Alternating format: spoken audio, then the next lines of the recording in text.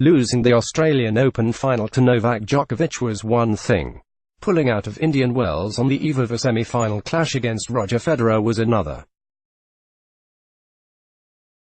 However, as has been so typical of Nadal's career, the clay court season always seems to compensate his shortcomings on grass and hard courts. Up until mid-May, however, this wasn't the case. Nadal lost in Monte Carlo to an inspired Fabio Fognini, and to next-gen stars Dominic Thiem and Stefanos Tsitsipas in Barcelona and Madrid, respectively. How under par was Nadal's form in 2019? It had been the longest he'd gone without a title since 2004. Which, to put into context, was when Nadal was 17. Into his 30s now, however, questions of his physical state have come into question. Being consistently plagued with injuries in recent seasons, many doubt that he could play for as long as Federer has. This year, Nadal had already pulled out of Indian Wells and subsequently missed the Miami Open with injury. His uncharacteristic defeats on clay added more fuel to the fire that his decline may be starting. As mentioned, Nadal's success on clay has often compensated for his lesser results on grass and hard court.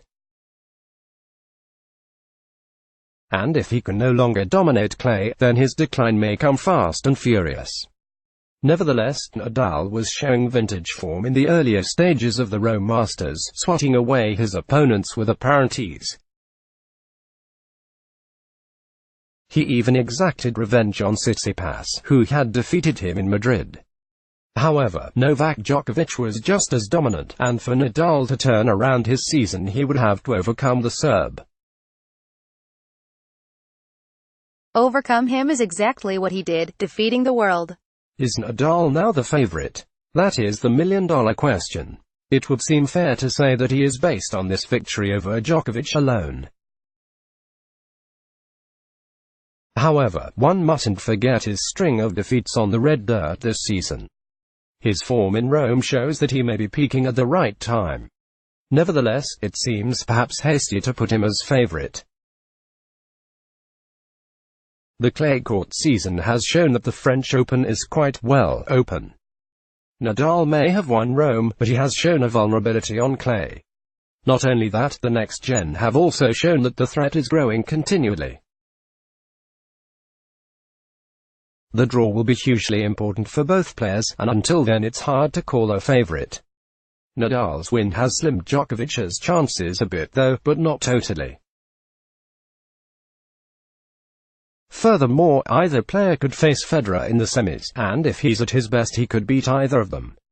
Nadal will hope to miss the maestro, as he hasn't beaten him in their last 5 meetings.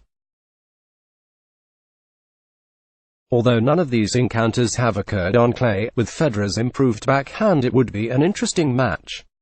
For now, it seems fair to keep Djokovic as favorite to win. However, once the draw is released this conversation should be reassessed. Main photo. Embed from Getty Images. Let's block ads. Why?